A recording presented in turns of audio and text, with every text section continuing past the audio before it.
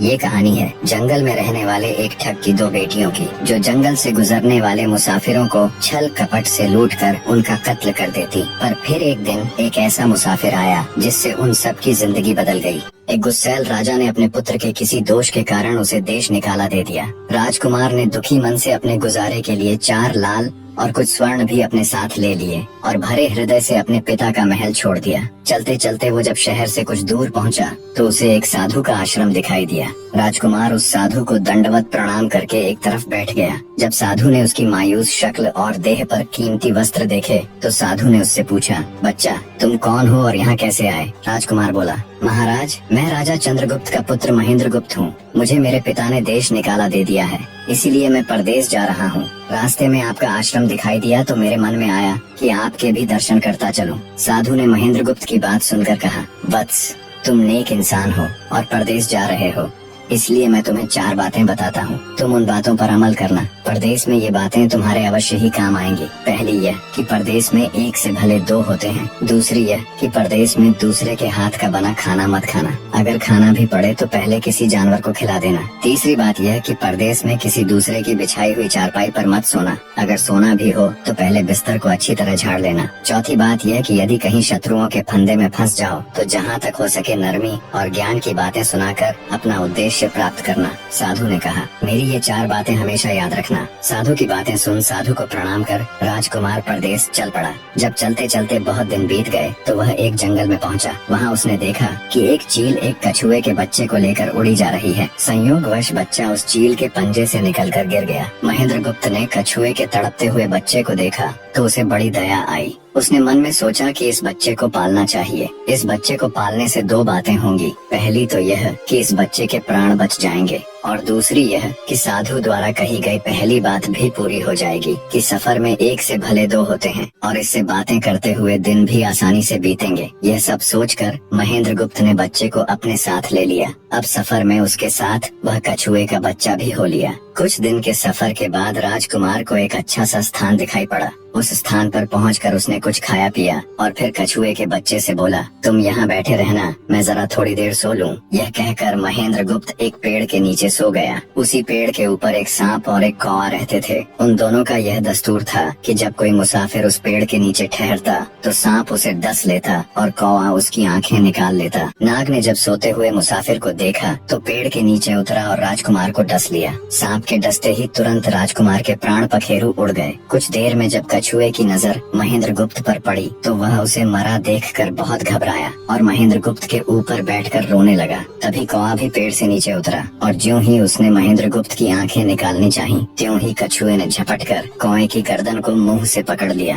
कौवे ने बहुत जोर लगाया मगर कछुए ने उसे नहीं छोड़ा। तब कौवे ने सांप को पुकारा। कौवे की आवाज सुनकर सांप आ गया। उसने बड़े जोर से कछुए की पीठ पर डंक मारा, परंतु कछुए ने अपना मुंह भीतर कर लिया। सांप ने कई बार कछुए की पीठ पर डंक मारा, किंतु हर बार कछुआ अपना मुंह अंदर कर लेता। जब सांप का कछुए पर बस नहीं चला तो उसने कछुए से प्रार्थना की कि तुम मेरे मित्र को छोड़ दो। यह सुनकर कछुआ बोला, नहीं, तूने मेरे मित्र को डसा है, अब मैं भी तेरे मित्र की जान लूंगा। तू मेरे मित्र को छोड़ दे तो मैं तेरे मित्र को जीवित कर दूंगा। यह कहकर सांप ने काटी हुई जगह पर मुंह रखकर महेंद्रगुप्त के शरीर से विष खींच लिया और बोला, अब तो मेरे मित्र को छोड़ दे। कछुए ने जब राजकुमार को देखा कि उसे थोड़ा होश आ रहा है और उसका जहर उतर रहा है तो उसने कौवे को छोड़ दिया। जब महेंद्रगुप्त को होश आया तब कछुए ने उसे सांप के डसने का सारा हाल सुनाया। कछुए की बात सुनकर तुरंत महेंद्रगुप्त के मन में साधु की बताई पहली बात खटकी। सोचा, साधु की एक बात तो काम आई कि एक से भले 2 होते हैं। मन ही मन उसने साधु को धन्यवाद दिया और आगे बढ़ चला। चलते चलते कुछ दिनों के बाद जब वे समुद्र के किनारे जा पहुँचे तब कछुए के बच्चे ने कहा, मित्र मेरा देश आ गया है, यदि तुम कहो तो मैं अपने माता पिता से मिलाऊं। उनसे बिछड़े बहुत दिन हो गए हैं, वे बहुत दुखी होंगे। महेंद्रगुप्त ने उसे जाने की आज्ञा दे दी और स्वयं रात को वहीं समुद्र के किनारे उस जंगल में ठहर गया। जिस जंगल में राजकुमार ठहरा हुआ था उसी जंगल में वहाँ से कुछ दूर ही एक ठग का परिवार रहता था। ठग के 2 लड़कियाँ और 4 बेटे थे। उसकी बड़ी बेटी ज्योतिष विद्या जानती थी। जब भी कोई राहगीर, कोई यात्री उस जंगल से गुजरता और उसके पास कुछ कीमती होता तो ठग की बड़ी बेटी अपनी विद्या से जान लेती थी आज फिर से उसे बहुत दिनों बाद बहुत से खजाने की महक आई। उसने अपने पिता से कहा, ऐसा प्रतीत होता है कि इस जंगल में एक पथिक आया हुआ है। उस पथिक के पास 4 लाल हैं। यदि तुम लोग उस पथिक को यहाँ ले आओ तो उससे लाल लेना मेरा काम है। यदि वे लाल हमको मिल जाएं तो हम जन्म भर के लिए निहाल हो जाएंगे, परंतु उस पथिक को मारना मत, उसे जीवित ही पकड़ लाओ। ठग अपने बेटों के साथ तुरंत उसकी तलाश में निकल पड़ा। वे थोड़ी ही दूर चले होंगे कि उन्होंने देखा एक आदमी एक पेड़ के नीचे सो रहा है। उसे देखकर उन्होंने सोचा कि यह वही पथिक हो सकता है जिसके पास लाल हैं। वे उसे पकड़कर ले गए और अपनी बड़ी बेटी के हवाले करके बोले, इससे लाल निकलवाना अब तेरा काम है। ठग की बड़ी बेटी ने पूरे आश्वासन के साथ कहा, तुम लोग चिंता मत करो, मैं इससे लाल निकलवा लूंगी।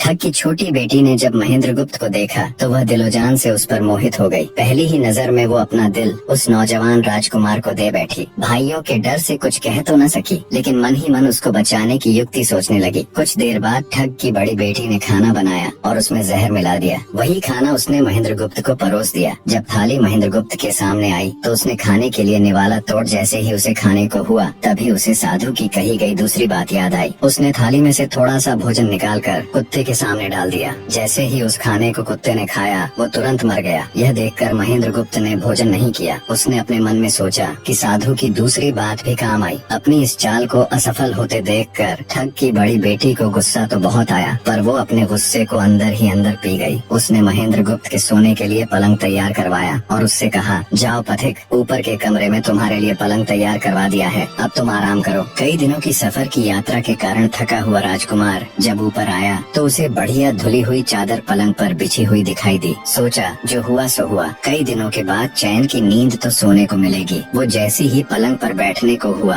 तो उसे साधु की तीसरी बात याद आई कि परदेश में हमेशा बिस्तर को झाड़ कर सोना। जैसे ही उसने बिस्तर को झाड़ा तो उसके होश उड़ गए। वो बिस्तर एक कच्चे सूत से तैयार किया गया था जिसके नीचे आग का कुआं था। महेंद्रगुप्त ने देखा कुएं के अंदर बड़े बड़े आग के अंगार धधक रहे हैं। सोचा, साधु की तीसरी बात भी काम आई। उसने एक बार फिर मन ही मन साधु का धन्यवाद किया और पास पड़ी एक टूटी हुई चारपाई पर लेट गया। थोड़ी देर पहले जो राजकुमार चैन की नींद लेने की सोच रहा था, अब नींद उसकी आंखों से कोसों दूर थी। अब तो उसे अपनी जान के लाले पड़े थे। सोचने लगा, आज की रात बचना बहुत कठिन है। तभी ठग की छोटी बेटी मौका पाकर आई और कहने लगी, हे प्रिय, मैं तुम पर दिलो जान से न्यौछावर हूँ, परंतु आज की रात मेरे वश में कुछ नहीं है। आज की रात मेरी बड़ी बहन की बारी है। जिस तरह भी हो सके बस आज की रात मेरी बहन से अपने प्राण बचा लो, कल मेरी बारी है। हे स्वामी, मैं तुम्हारी दासी हूँ, मैं तुम्हें साफ बचा लूंगी। इतना कहकर ठग की छोटी बेटी चली गई। जब सब लोग खाना खा चुके तो ठग की बड़ी बेटी ऊपर बने कमरे में चली। सोचा, अब तक तो पथिक जलकर राख बन चुका होगा, पर जैसे ही वो कमरे के अंदर आई और देखा कि पथिक तो बिल्कुल सही सलामत टूटी हुई चारपाई पर लेटा हुआ है तो उसके क्रोध की कोई सीमा न रही। तुरंत उसने कटार निकाली और क्रोध से बोली, हे पथिक, या तो अपने 4 लाल मुझे अभी के अभी दे दे, वरना मैं तुझको मार डालूंगी। उसी समय महेंद्रगुप्त को साधु की चौथी बात याद आई कि कहीं शत्रुओं के फंदे में फंस जाओ तो जहाँ तक हो सके नरमी और ज्ञान की बातें सुनाकर अपना उद्देश्य प्राप्त करना। उसने सोचा कि आज रात बचना मुश्किल है, पर साधु की चौथी बात भी आजमानी चाहिए। महेंद्रगुप्त ने यह सब सोचकर लड़की से कहा, मेरे पास लाल नहीं है, यदि तू मुझको मारेगी तो वैसे ही पछताएगी जैसे बंजारा अपने कुत्ते को मारकर पछताया था। लड़की गुस्से में बोली, कौन बंजारा और कौन सा कुत्ता, क्या बक रहे हो तुम? तब राजकुमार बोला, तुम नहीं जानती तो सुनो लड़की, एक बंजारा था जिसने एक कुत्ता पाल रखा था। वो कुत्ता बहुत समझदार था जिसे बंजारा अपनी औलाद से भी ज्यादा प्यार करता था। एक समय ऐसा आया कि एक कातक नाम की भयंकर बीमारी के चलते बंजारे का सारा परिवार उस बीमारी की भेंट चढ़ गया और बंजारे की करोड़ों की संपत्ति भी बिक गई। दुखी बंजारा अपने कुत्ते को लेकर आगरा में एक साहूकार के पास जाता है और साहूकार को 10,000 के बदले अपना कुत्ता गिरवी रखने को बोलता है। उस समय 10,000 एक बहुत बड़ी रकम होती थी। पहले तो बनिए ने बंजारे को मना कर दिया, पर फिर कुछ सोचकर उसने बंजारे को 10,000 रुपए दे दिए। कुछ ही समय बीता था कि एक रात सेठ के घर डाकू घुस गए। बंजारे का कुत्ता सब हरकत देख रहा था। सोचा, भौंकूंगा तो परिवार के सब लोग उठ जाएंगे और ये डाकू उनका भी कत्ल कर देंगे। वो चुपचाप बस उनको देखता रहा। जब डाकू सेठ के घर चोरी किए हुए धन को लेकर चल पड़े तो कुत्ता चुपचाप उनके पीछे पीछे हो लिया। सेठ के पास इतना धन था कि डाकू उसे निकाल तो लाए, पर अब उनसे वो लेकर चला भी नहीं जा रहा था। दिन भी निकलने के करीब हो चला था। डाकुओं ने सोच विचार कर उस उस धन को एक तालाब के अंदर छिपा दिया। सोचा बाद में आराम से निकाल ले जाएंगे। कुत्ता डाकुओं की सब करामात देख चुपचाप वापस घर चला गया। सुबह हुई तो सेठ के घर कोहराम मच गया। पता चला कि चोर सारा धन निकाल ले गए। सेठ का रो रो कर बुरा हाल था। आसपास के लोग उसे दिलासा दे रहे थे। सेठ ने रोते रोते कहा, मैंने सुना था बंजारे का कुत्ता बहुत समझदार है, पर ये नमक हराम तो एक बार भौंका तक नहीं। तभी बंजारे का कुत्ता उस सेठ की धोती पकड़कर खींचने लगा। कुत्ते की हरकत देख पास खड़े एक समझदार व्यक्ति ने सेठ से कहा, सेठ जी, ये कुत्ता कुछ कहना चाहता है, हमें इसकी सुननी चाहिए। और सभी लोग कुत्ते के पीछे पीछे हो लिए। सबको लेकर कुत्ता उसी तालाब के पास पहुंच गया जहां रात को डाकुओं ने सारा धन छिपाया था, और तालाब में घुसकर अशर्फियों से भरी थैली अपने मुंह में दबाकर बाहर आया। तुरंत सेठ के नौकर उस तालाब में कूद गए और चोरी किया हुआ सारा धन बरामद कर लिया। सब देख सेठ आंखों में अश्रु लिए कुत्ते से कहता है, मुझे माफ कर देना, मैंने तुम्हें बहुत बुरा भला कहा। सेठ ने वही कागज मंगवाया और बंजारे के नाम चिट्ठी लिखी, भाई बंजारे, तेरे कुत्ते ने मेरे 10,000 पूरे कर दिए। मैं तेरे कुत्ते को तेरे पास भेज रहा हूँ। अगर तुझे और भी 10, 20, 50,000 की जरूरत हो तो मेरे पास आकर ले जाना। इतने समझदार कुत्ते को मेरे पास छोड़ने के लिए तहे दिल से तुम्हारा धन्यवाद। बनिया चिट्ठी कुत्ते के गले में टांग उसे नम आँखों से विदाई देता है। कुत्ता घूमता घूमता जब 4-5 दिन बाद बंजारे के पास पहुँचता है तो कुत्ते को आता देख बंजारे के तन बदन में आग लग जाती है। कहता है, मैं तुझे बनिए के पास गिरवी रख कर आया था और तू वहाँ से भाग आया। तूने मेरी बेइज्जती करवा दी। गुस्से में अंधा हुआ बंजारा तुरंत पिस्तौल निकाल कुत्ते को गोली मार देता है और सिर पकड़कर वहीं बैठ जाता है। कुछ देर बाद जब उसकी नजर कुत्ते के गले में टंगी हुई पर्ची पर पड़ी तब बंजारा वो पर्ची निकाल उसे पढ़ता है। पर्ची पढ़ते ही बंजारा फट पड़ता है। वो दहाड़े मार मार खून के आंसू रोता है। पर अब भला क्या हो सकता था। बंजारे की कहानी सुना महेंद्र गुप्त ठग की बेटी से कहता है, एक और कहानी सुनो लड़की।